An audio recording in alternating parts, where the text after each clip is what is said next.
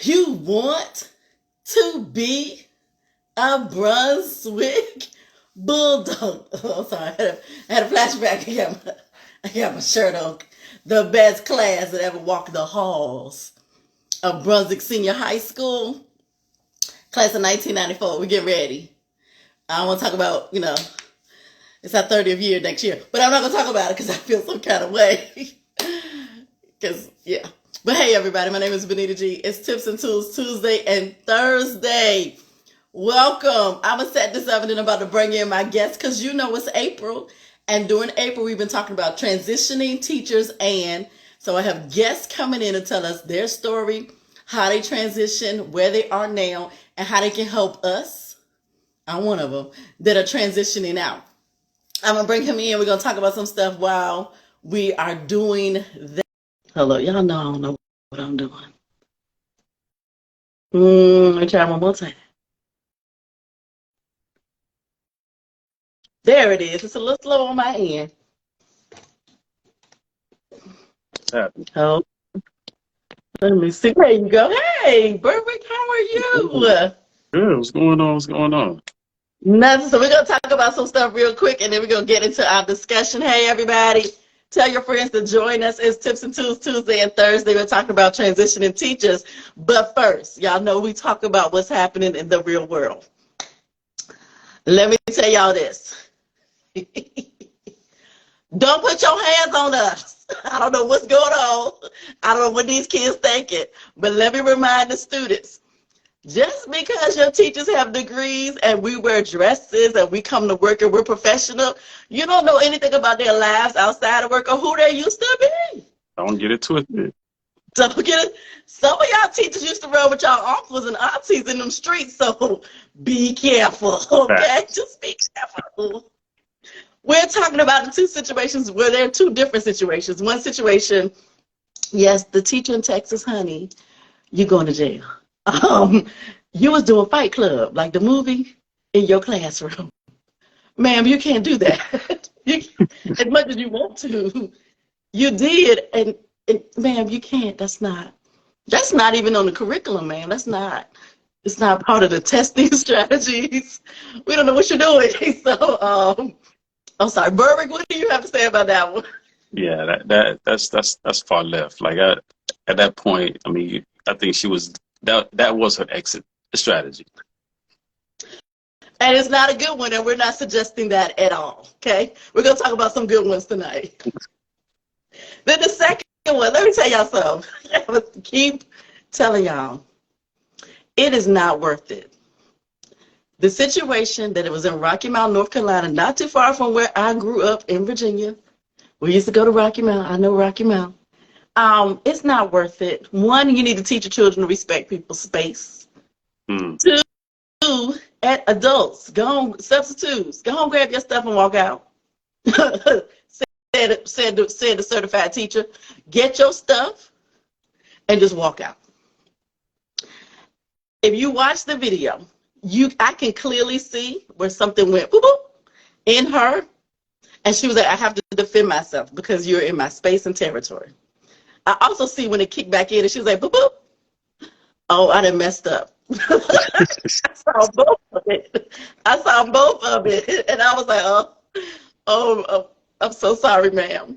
And she's not a new sub. From what I understand, she's been with them for since a couple of years. It's not worth it. Even today, we started testing. We take up all electronics. My kids have a Ziploc bag.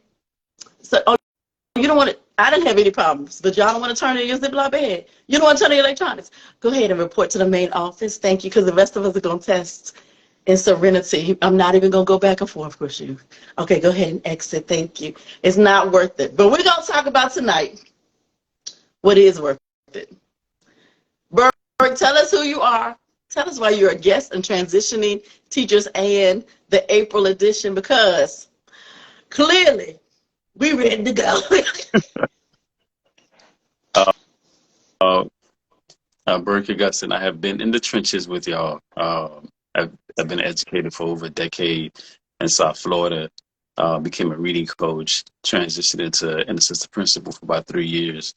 And And now I'm a full-time education consultant where I transition out of the schoolhouse as far as 9 to 5. Now I just come in and to different schoolhouses and help support teachers and administrators as far as professional development, as far as speaking some sense into some of our children, if I could say it that way, and just and just looking at the lens of education from a different standpoint, because right now, obviously, it's been a brain drain, and a lot of training and development needs to take place for the individuals and educators who are in our spaces. So, yes.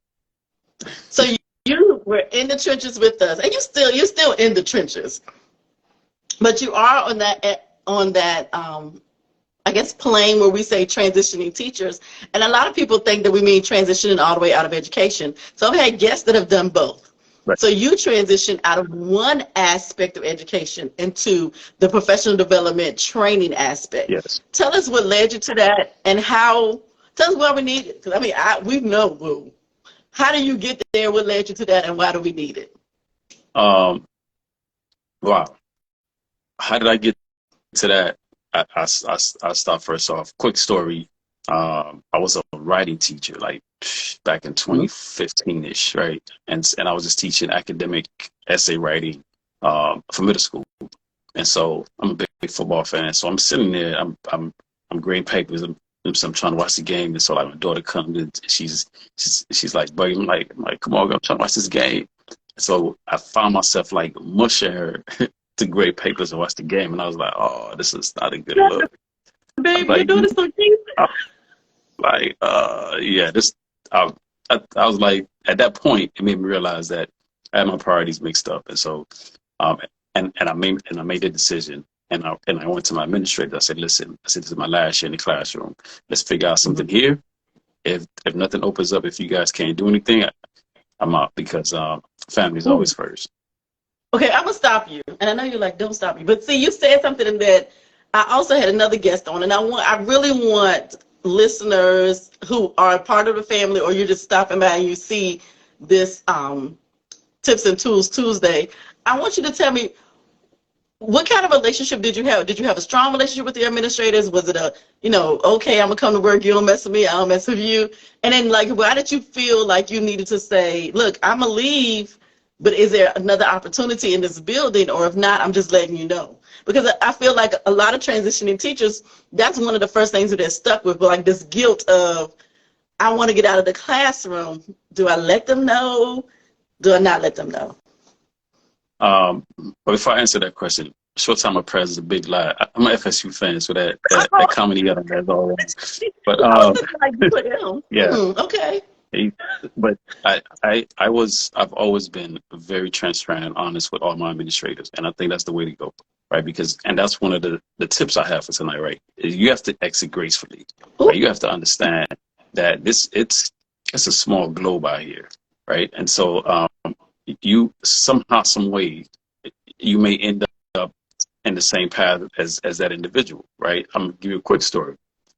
When I was in AP, I had a teacher who left, not on so good terms, and so he went to go interview for this other position, and so lo and behold, the principal, who was at that school I went to college with, and her line sister is somebody that I grew up with, and so they saw the name of the school. They was like, "Oh, I think I know somebody who works there." Called me up. I'm like, it was like, yo, just give me the lowdown, like, who is this person, like, real talk. And I had to be honest, you know what I'm saying? So so when you burn bridges, it comes back to haunt you, right? And the other thing is, whatever work ethic that you're displaying where you at now, they're going to, like, that's part of your character. So if you notice, certain things are kind of iffy about you, like, work on that first, right? Because whoever you are, no matter where you go, like, how you move is going to be how you move. So I love that. So you need to take care of that first, because people are going to dig. So nowadays, between social media, they're not just calling like what used to work. Like nowadays, like, the technology is so accessible. People will find out who you are. You know what I'm saying? So for me, it's always been like a root thumb for me just to exit gracefully and just to let them know At the end, and right before I left, I was like, "Yo, I need to let a recommendation." I Yeah. was like, "Go ahead and hook it up," because my work spoke for me, right? I didn't There have it is. anything to hide, and I knew that asking her that, I put her in a position where it's like, "Yo, like I'm not asking you to lie because I know the kind of work that I put in." So she was, "Oh my God, I don't want to lose you." I'm like, "Yo, all right, run me that letter, and I gotta make it happen." Right? So, so that's So you started off with the foundation of being open and honest with your administrators. And then when working, leading with excellence, letting your work speak for you. So you were able to say, look, this is the next step. I'm noticing that I need to shift some things. Goes back here, like my third one is something about my family. Like I'm looking at my family and it's not lining up to the way I want to be in my family and how I need my family to function. So I need to make some shifts in my career. And let me say this to the people out there. Let me say this to transitioning teachers. Every other profession does the same thing. hmm Every other profession looks at their personal life and makes shifts to their career and to their profession because they want their personal life to look a certain way, and it's not always aligning. And we're in the service of care. Like we're service people. We right. serve. And so don't feel guilty about that. And I'm talking to people that are single like me with no kids. I don't feel guilty. Like, Peace. uh, if you're a new parent or you're a new parent, and our generation, you also have to take care of your parents. We have to adjust, and don't be scared. But remember the first tip. The first tip we're gonna say is exit gracefully. Okay. Yeah. All right. That's second tip. Second tip, you got to find that alternative, right? A lot of times people will say, they want to leave education. And my first question is, okay, what are you going to do? Right. And you have to think about it a couple of things. If you're staying in the educational field, cool, right? Because then your 5, 10, 15 years of experience are leveraged, right? Because that's money in your pocket. If you're going to go to do something that's totally opposite, just understand that if you got 10 years in, they're not going to count that towards anything. No work Right. experience. And so if you're going in and you want to maximize your skills, maybe doing something that has to do with training or speaking, because we talk all day, right? So so be able to to to leverage your experiences, right? Know what your alternatives are and make sure that it matches what you're currently doing, right? Right. And I would say also the alternative, let it be something that's going to put you in a sweet spot. You don't want to you don't want to leave somewhere where you're miserable, and then you turn around and find another job where you're still miserable, right? Like find out what works for you. What is it that brings you joy? Like even if you weren't getting paid, you would still do it, right? So I would say think about those two things: maximizing your skills and thinking about your sweet spot. You know what I'm saying? And once you find that thing, then then we can move on to the next stage. Because I was going to ask what that sweet spot was, but you went back and was like, no, you can't leave one place where you're not happy, and then go to another place where you're not happy. But I am going to say this. You need to leave, though. Like, I saw a young lady. I cannot remember her name right now. I follow her on Instagram, and all she put up there today was, I quit. And everybody in the comment section was like, good for you. We support you. Do what you need to do for you. Got you. And I don't think I saw any negative ones, but I didn't really read all of them. But it was one of those things that was like, okay, so now you've looked at what you need to do. I have not met a teacher yet that does not already have a side hustle, another business, or something else that they've already been investing to we call it from 4 to 8 or 4 to midnight, and then Yeah, you coming to work from 8 to 4. facts. And so that gives you already a leverage. And then, Berwick, you were talking about transferable skills. We talk all day. If you're a seasoned teacher, you're already training the new teachers. And so there are things, you're already a content expert if you've been in for a Yeah, minute. So there are things that you can transfer over. Okay, so exit gracefully, right. find that alternative, and then what's our last So the one? Number last 2. one, now this is where you get the plan, right? Because Okay. once you find out what it is that you want to do, right? Pick a date. right? Because a lot of time, when we have that crunch time, we move different. Because when you say one of those days is going to be none of those days, right? So once you find out what it is, if it is next year, like put that date down and start working towards it, right? And be very tangible, right? Don't just, it's not just floating in the air. Well, one of these days I'm just going to walk out, I'm just going to leave. Yeah, you can do that, but it's going to be the most effective and efficient thing for you to do, right? So timeline, right? And that's part of the plan. The other part of the planning is you need to start tweaking your resume, because if you want to be a trainer, right, go find out what the job description is for that trainer. And now you speak, as you said, some of the things that you have done. If you used to train other teachers, now you put it in a language of that job description that you're looking for. So now when they see your resume, like, man, this is the person I've been looking for. Yeah, because I looked you up and I saw what you needed, and I'm speaking to it, right? So you be very strategic in your experience, because you can't put pedagogy on your resume if you're going into corporate world. They're going to look at it like, okay, all right, cool, next.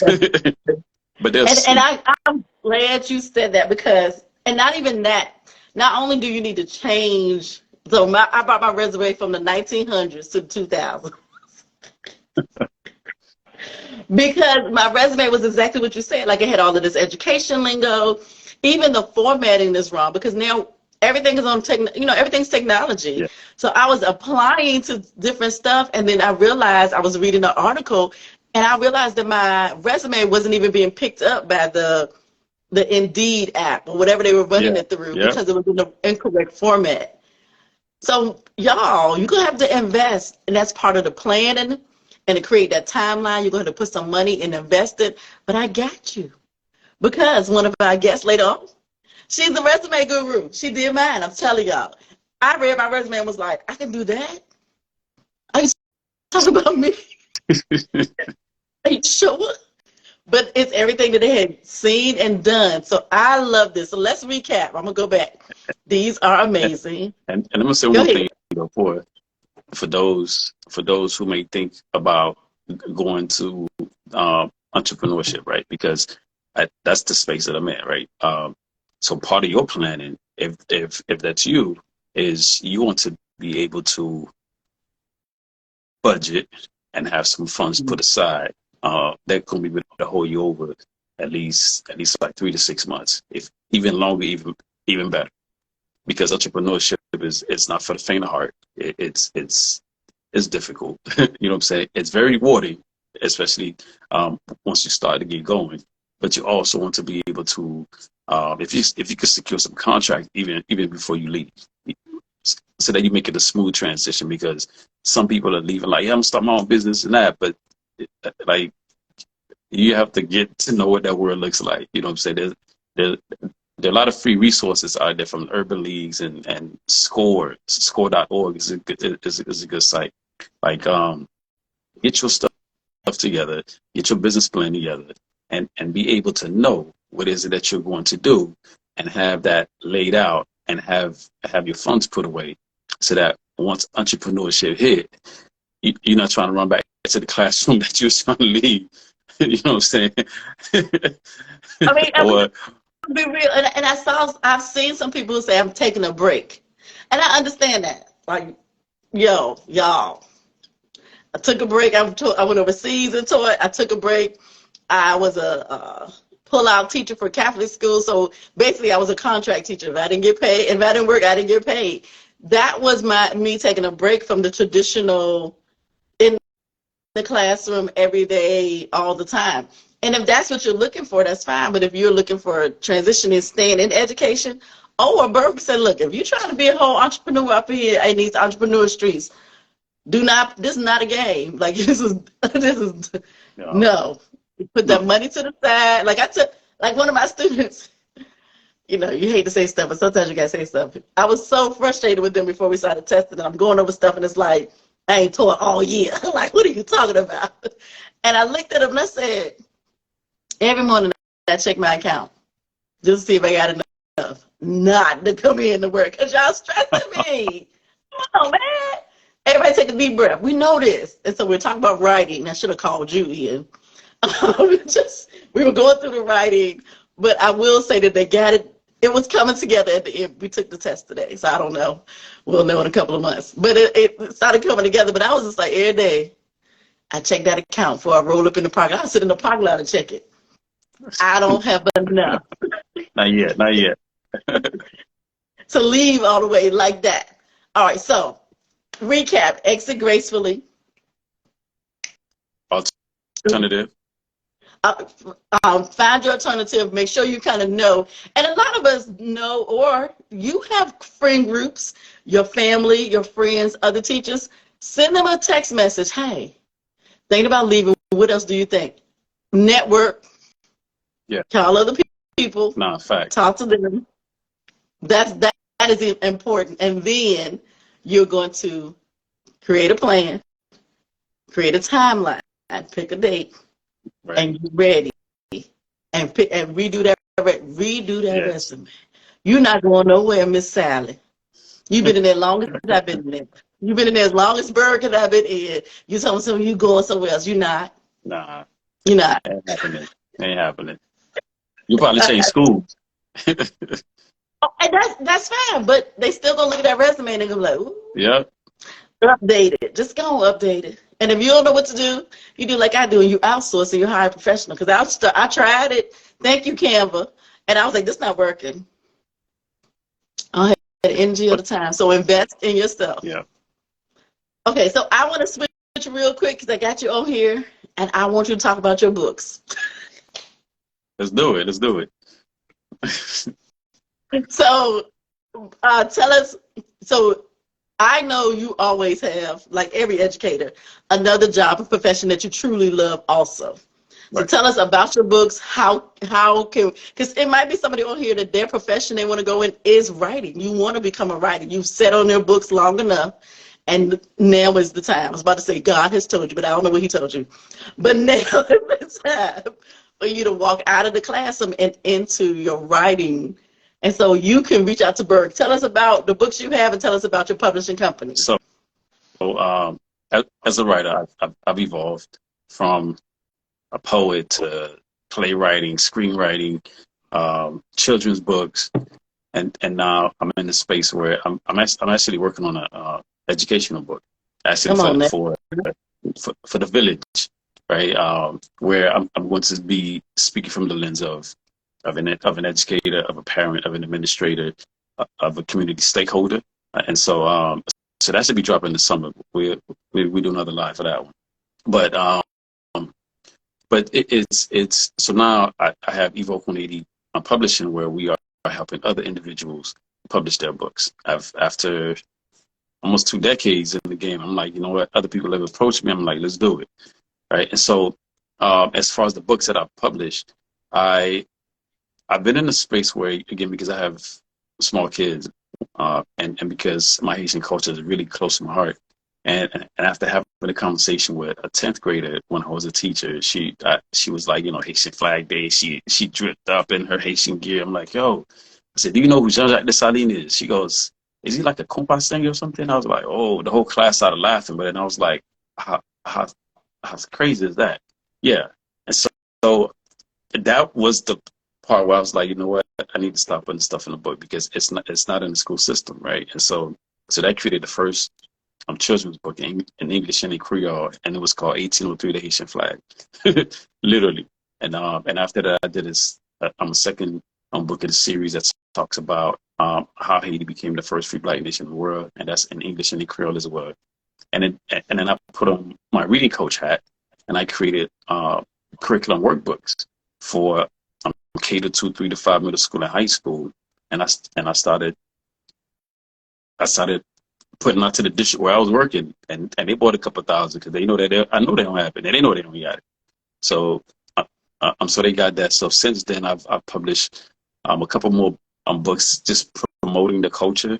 Most recently, the Haitian Creole alphabet and the days of the week, the months of the year, like the basic things that you need to learn as you learn the language, not the cuss words, but a foundation. You can learn them anyway. I don't care what culture you are. You can learn other cultures' cuss words. But that's it. I know them, and I'm just Black American.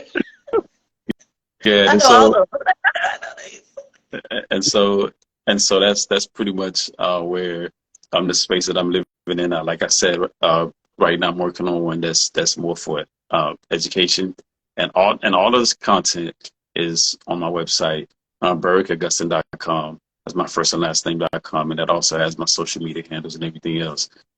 Everything that you need to know about publishing, the education consultant. So all of that is on BerwickAugustin.com. Let's go, ladies and gentlemen of Tips and Tools Tuesday and Thursday. Those of us in the TEC family, the Education Concierge family. So I know a lot of y'all are like, we heard him before. Yes, he was on the podcast already. So you're like, well, wait, we know this name. Berg was on the podcast, I want to say season 2 or 3. I got to go back. But look, the podcast is up, so y'all can go back and listen to it again while you're driving to work tomorrow and still be encouraged. But, Berwick, thank you so much for coming on Michelle Obama's Internet. I don't know who owns social media because I'm a little scared. Do I close my TikTok? Do I leave my TikTok over? I'm not sure yet. But anything else you would say if I walked up to you and I say, Berwick, look, you know me and I'm ready to go. I'm looking at the front door. Yeah, what would you tell me immediately? Immediately, I say put stuff on paper, and I give you the 3 things that I just said, because it's something about putting stuff on paper that gets you to reflect. And we know as educators, reflection is a powerful tool. And as you reflect and you weigh your options and your pros and cons, and you think about those 3 things, it'll start to clear things up for you. Because one thing you don't want to do, you don't want to make a decision out of emotions, because then it could work, but it's not the best thing to do. It may not be the most effective thing to do, right? And so that's what I would say. I would say put it on paper. I'm gonna give you 3 things to go think about, and after that, come back and let's talk about it. There it is. And look, y'all, it's April. You already been feeling the emotions, okay? We're not gonna just do anything. You've been feeling the emotions all year like I have. You're just trying to be like, okay, got 5 more Fridays. And now I'm preparing and I'm applying. So I agree with that. Don't leave yet. We at the end, man. Just go and stay to the end. Yeah. Just keep them benefits for a little bit longer, because we got people out here that think that they had a fail-proof plan and they leave and it's like they're looking crazy, Right. And we know that, with this inflation and insurance and all this stuff going on out here, it's real. I'm sending love to South Florida. I know y'all had the flooding, and the gas is crazy because it can't get to the flood zones, and just all kinds of natural disasters are happening there. And then I wanted to leave with this. I wanted to send condolences from educators in all the communities to the students who passed away in the prom Tesla accident, the students who are recovering that were in the car with them. I know some people who knew these students. They were their previous students. So I just wanted to send some love to those families and the education community, and to Dadeville, Alabama, Sweet 16 birthday party. We have to get this under control, y'all. This young lady lost her brother at her party, and they also lost 3 other people in their community, teenagers and young men. And so we need to just come together as a community. We got to protect our kids. Yeah. We got to protect our kids. Yeah, we got to. And the thing is, it's crazy because, again, shameless plug, right? As I'm writing like these chapters in the book, and it's one of the things that I'm talking about, having that village mentality. Because if you don't take care of the people around you, they're going to be a problem tomorrow, right? So our kids who are in our communities, and you walk by and you can say something, drop some kind of like positivity in their lives. If you don't, right, and you ignore it, or you're afraid of them, right, just think about who they're going to become because they don't have any kind of guidance. And at that problem, that's a bigger issue to deal with, that, right? And so, and it's just, a lot of them, when they're acting up, it just needs some love. So they ain't thug out like that, man. They just need some love. They just don't know how to say it. If you sit down and really talk to them, and it was a couple weeks ago, I went to this school down in Key West, and they're having like an assembly, And so like so this kid got his head down as if like, man, why you bother me? Like his whole body language was just off. He got his head down. I was like, so I called him. I was like, yo, I said, it's real disrespectful. I'm talking to you. You got your head down. So I called him. I was like, come here. So for the rest of the time, he was next to me during the presentation, and he be like, no, this cat got me up in here, man, in front of all these kids. And after was like, instead of leaving, I sat down and I had lunch with him. It's like by the time Right. So by the time I left the school, he was taking out my number. What's your social media? I'm like, man, these kids they just need somebody to be real with them, and instead of just, yeah. But anyway, that's a different conversation. Right. And that leads us back to, look, we're not going to judge you if you're a transitioning teacher, and we don't judge here. What we do is we give you guests to come on. We give you options. We give you planning. We help you create timelines.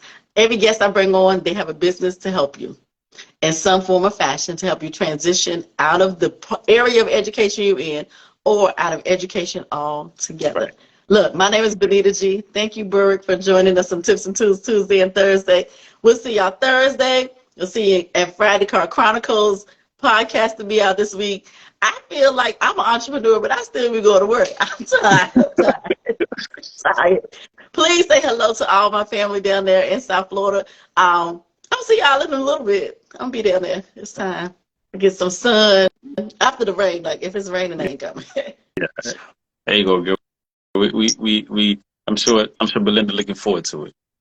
Yes, I need my daddy to cook some. I keep telling him that I'm a pescatarian, but he keep making steak. I'm gonna eat it. Yeah, you made a steak. I'm a pescatarian. He's like, yeah, I don't do that. I ain't about that life. He's like, it's some cabbage. There's some cabbage in there. Don't worry about it. Thanks. Love you, Dad. Thank you so much. Say hello to your family, please, and your amazing kids, because they are amazing. I love them. Every time I interact with them and they're in the room, I'm like, these some strong-willed kids, and y'all are doing a good job. Yeah. So thank you. Appreciate you. Appreciate that. All right, y'all. We'll see y'all later. Have a good one. All right.